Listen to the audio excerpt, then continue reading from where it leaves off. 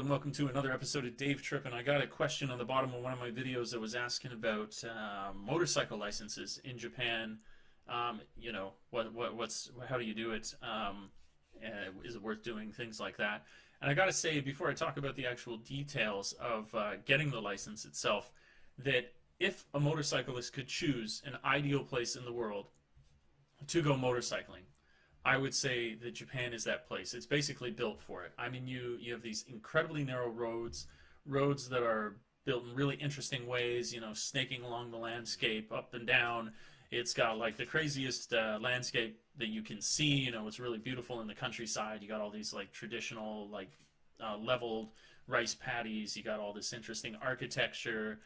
Some of it is very, I don't know, it's just like whether you're talking about the flora or the fauna, it's like one of the craziest places that you could go, and you get a lot of benefit out of the fact that the roads are so narrow. It's so nice to have something like a motorcycle to drive around on them.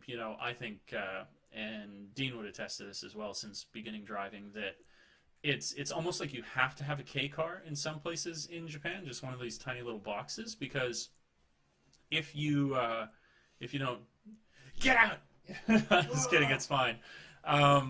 If you don't, then you're going to be screwed, because you'll come to an area where it is almost nearly impossible to drive by that area unless you drove something the size of a large pickle. There's a reason why they have those big ass bloody circular mirrors everywhere. Oh yeah, they're these on these orange poles, and yeah, they got circular mirrors, and so you can see in both ways which people are coming way ahead of time, like you would never find, I think, in the UK or in Canada or the US. I've never seen something like it because their roads are so cars can sneak up on you, stuff like that. But now that I've talked that brief little bit about just how awesome it would be if you could actually pull that off, the licensing process. I'll be straight up with you. I just went on to the Gaijin Pot forum, living in Japan, motorcycle license, and it sounds semi-involved. I'll just read a few of the things. I mean, let's see. Guy says, let's see. If you can speak Japanese, if you can't speak Japanese, get someone to go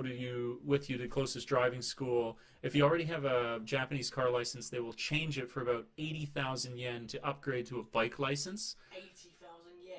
Which that seems wild to me, because that's like $800 Canadian, where I'm just like, there's got to be another way. I think basically this is speculative, so hopefully somebody comes to the video, but this would be my understanding of it. I've looked at a few things, but if you have that motorcycle license already within, the country that you're coming from, say you're coming from Canada, and you already have that motorcycle permit, you got a couple options that can happen for you.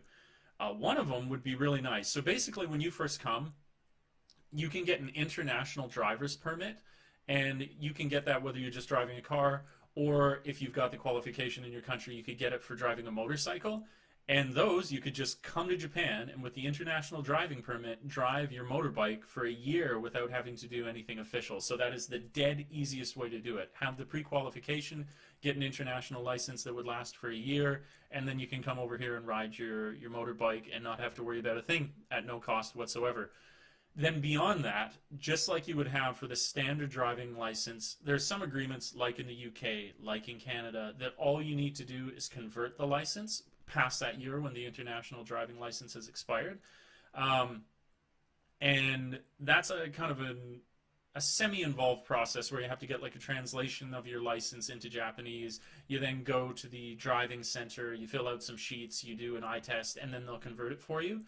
And I'd imagine that they would have something similar to that for the motorcycle license, where if you've already got the qualification, you could then get it converted for some fee into a Japanese form. Now, I don't know about which country. It might be different, because I know that in the US, that when you come here, when you get your driver's license converted into a Japanese driver's license, once that year permit has faded away, you have to take a road test, whereas citizens from the UK and Canada do not. They don't have to do that.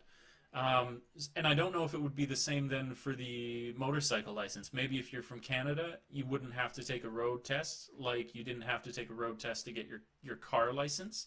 And maybe if you were from one of these other countries where they do require it, you would have to do it. Or I'll just go out and say it again that I haven't done the research for it. Maybe because it's a motorcycle, they might absolutely require you, no matter what country you're from, to do the actual physical road test before they would give it to you. But there you go. You basically got the two things happening. I would probably most easily go for that international permit. You don't have to do anything. You just bring an international permit that's that you can get distributed at your your driving center in whatever country you're from. And then if you're going to go into that whole process of after a year switching it over, I would try and have really good Japanese, and I would be ready to do an actual road test, although it may not be required, and there's going to be little fees along the way. When I looked up that thing, like I just read that it says 80,000, like maybe that's some sort of extortionate format that cuts a bunch of corners, but that seems like madness to me that you would have to do that outside of shortcuts. They maybe come to like 8,000 yen once you've paid for everything and done the road test, which are quite hard here. But never 80,000. You'd be cutting a bunch of corners, getting special treatment if you pay that, and then they did it automatically. But there you go. I totally recommend driving a motorbike over here. It would be one of the best places to do it, just for the geography and the scenery and blah, blah, blah. It'd be really, really good. So, yeah, do it. And do it the easy way at first, I would say. At least just for that first year, use the international permit.